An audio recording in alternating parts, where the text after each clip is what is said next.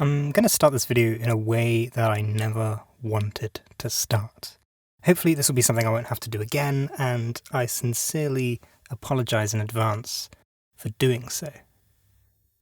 Anyway, I was watching anime last night. Great Pretender is a show about a group of international con artists going around the world scamming rich people out of lots of money in the coolest way possible. Each episode is part of a mini-series of sorts where the con gets built up, leading to the big twist at the end, and, because it's anime, the characters talk about their feelings, and it's really good, you should watch it. But it did make me wonder, if anime is providing their own spin on Ocean's 11, what about video games? Video games have tackled simulations of sport, allowed us to control an army of soldiers. You can even land on a reasonably physics-accurate moon. But there's nary a heist game in sight. Why is this? What is it about the genre that makes it such a poor fit? Where are all the heist games?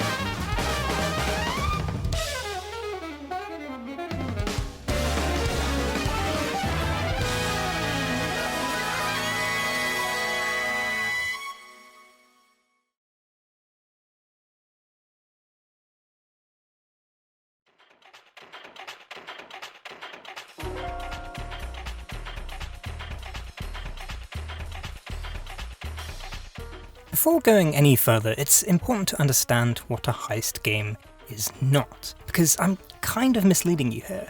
There are games where you go on heists, and there may be even games that you could call heist games, but robbing banks with guns isn't what I'm after. I'm after more Ocean's 11 than Heat.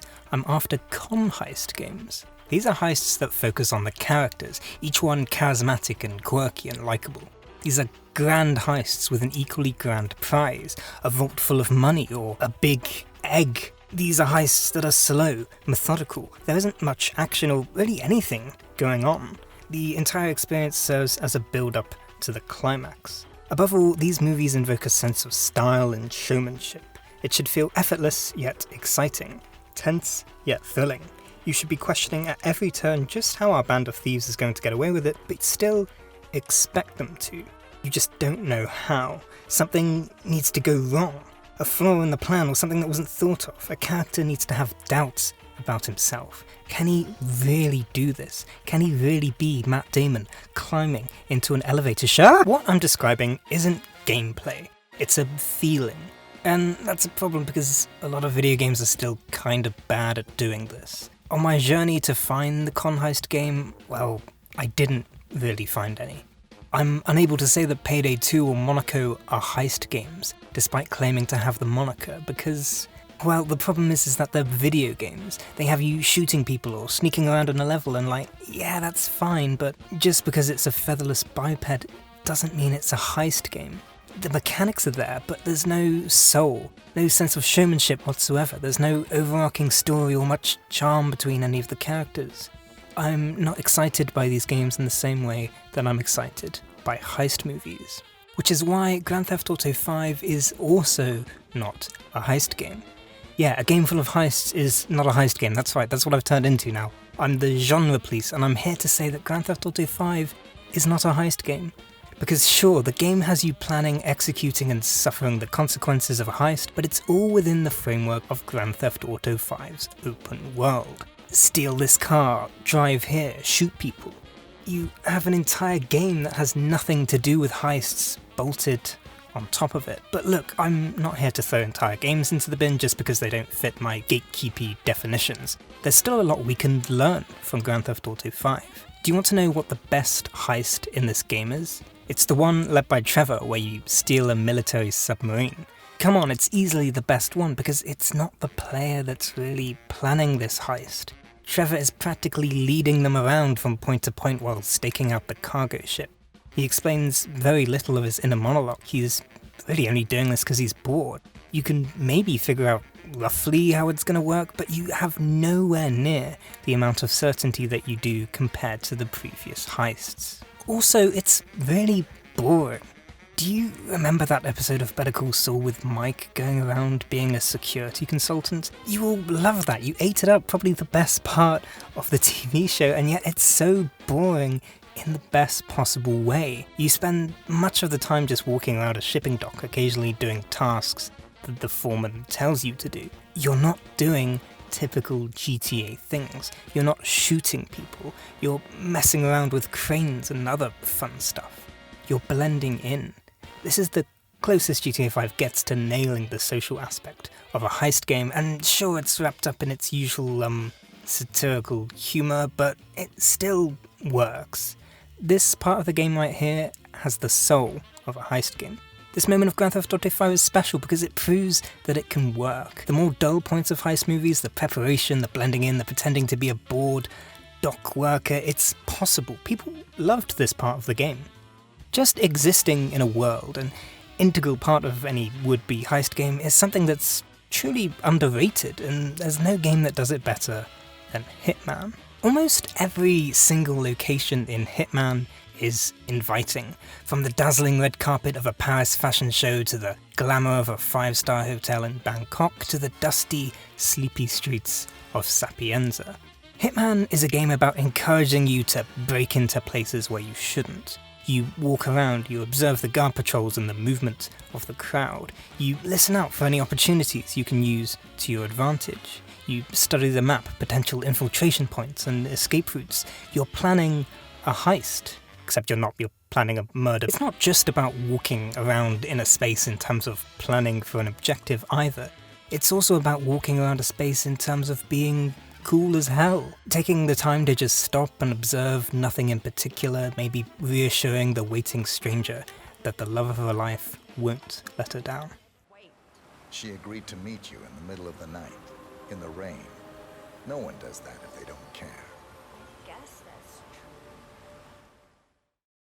So do you see what I'm getting at? We're nearly there. Not only can games be good at mundanity, but they can also be good at being cool as hell. We're just a few ingredients short of a cake. What about the characters? Video games have had a few issues in the past with characters, but to be fair, there are some good characters. Oh, sorry, that's me. Sorry, that's just my alarm that reminds me to talk about Persona 5 in every video I make. In my search for a con heist game, honestly, Persona 5 is probably the closest thing I could find, which is surprising because it's a game where you go fishing and relax in a bathhouse. But remember, I'm not talking about gameplay here, I'm talking about the soul of the game, and Persona 5 fully embraces the showmanship that we're looking for. Everything about the game funnels into this sense of style, from the character designs to the fact that every palace is a heist. Even the user interface pops with attitude and come on, listen to this and tell me that Persona 5 is not the closest thing we have to a heist game.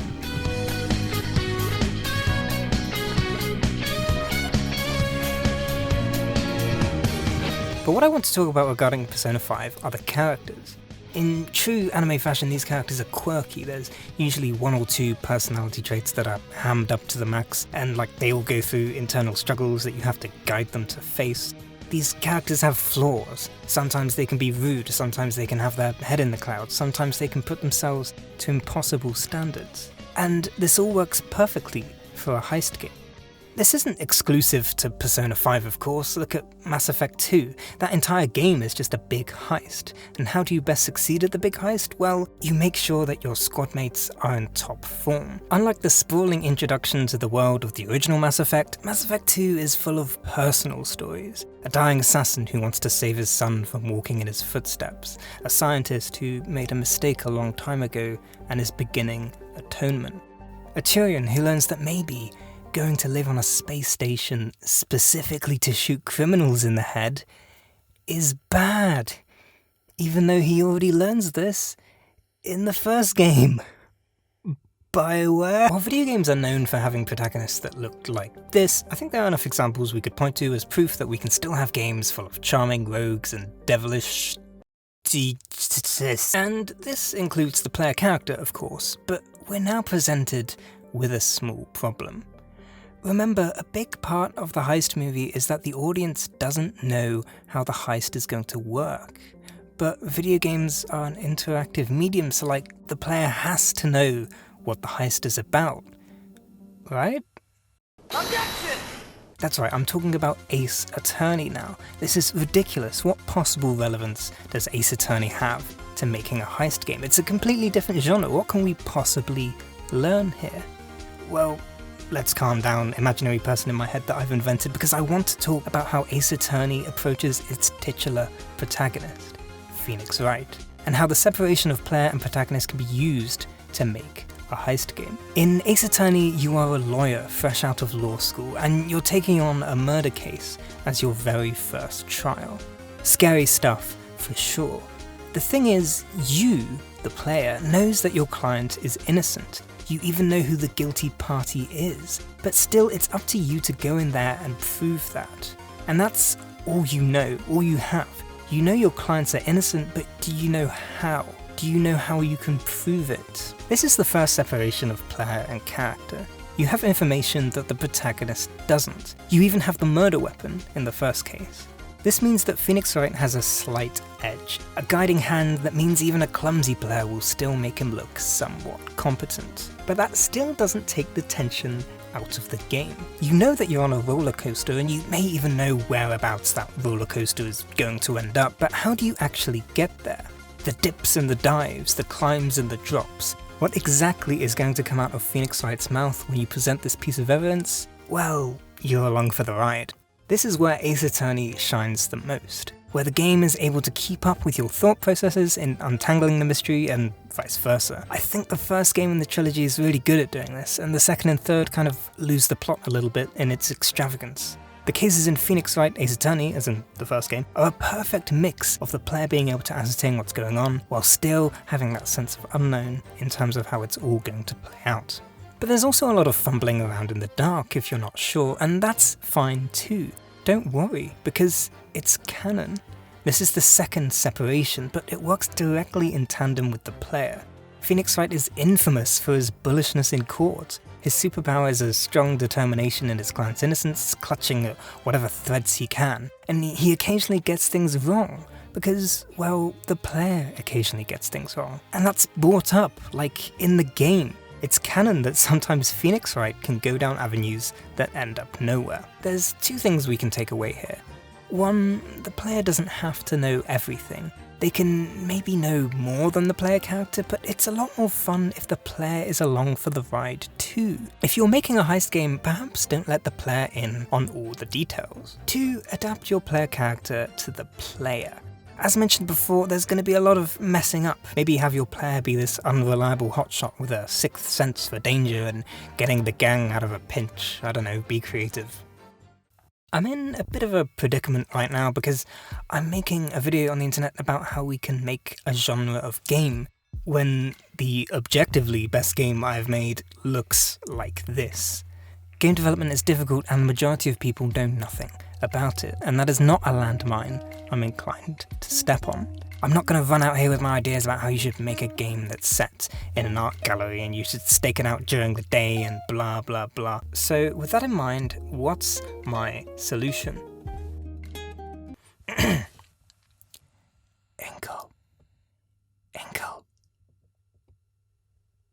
Make a heist game. Overboard ! Is a reverse detective game.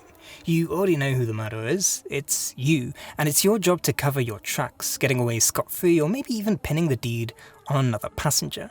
You're on a ship, by the way, I don't think I mentioned that. It's called Overboard because you push your husband over the... Yeah, it's a point-and-click game, kind of. You go around the ship, chat with the passengers and crew, and see how you can escape your punishment.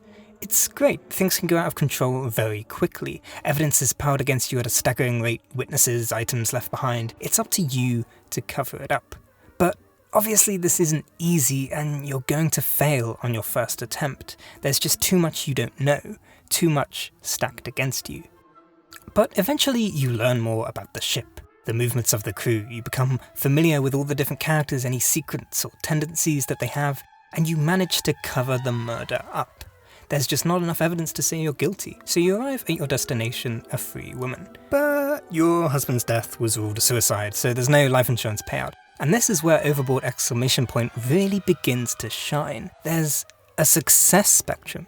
It's not just about escaping justice, it's about escaping justice in the best way possible, the coolest way possible. You're in a time loop of sorts. It's possible and necessary to take information from your previous run into the next. It's a puzzle box with gears intricately working together, and by the end you know everyone's schedules like the back of your hand. So just to recap, there's some really cool, interesting characters that are all compelling, and they like have secrets and quirks, and they're all kind of terrible people when you think about it. It's cool as hell. You're on the Titanic, you get to play cards. That was like the coolest thing 100 years ago. The player knows nothing at the start and gradually builds their knowledge up through repeated runs that feel natural due to the success spectrum. You may not reach your goal, but at least you're not in jail. The first phase of runs are desperate stabs in the dark, sometimes literally, where there's tension in not knowing whether you succeeded. While the later runs are cold and calculated, you have perfect control over this clockwork puzzle box. So yeah, this sounds like it could be really good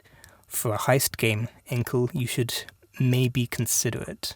What I wanted to do with this video was prove that a heist video game is actually possible. Despite the name of this channel, it's a lot more interesting to highlight what games have done right in this endeavour and how these elements can be pieced together to create something more. The games that I've highlighted are all successful games, and the parts of these games that I've given recognition to are all things that people really liked about them. It's a bit sad to see how video games have been pigeonholed into formulaic open-world collectathons with guns when they're capable of being so much more. There are genres out there that we don't even know exist yet, and it's all possible. The pieces are there. Someone just needs to fit them together and walk away with the grand prize.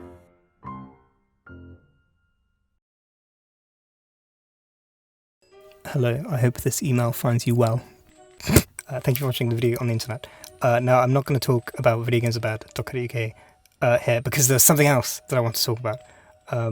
I'm on a podcast. Yeah, it's pretty cool. It's called Video Gems by Darkfry and Zolty Boy, where they interview people that do the sort of like video on the internet thing. It's really good. I had a lot of fun. Not only that, but it's not just me that they interviewed a whole bunch of people who are smarter and or funnier than I am, and you should listen to those as well.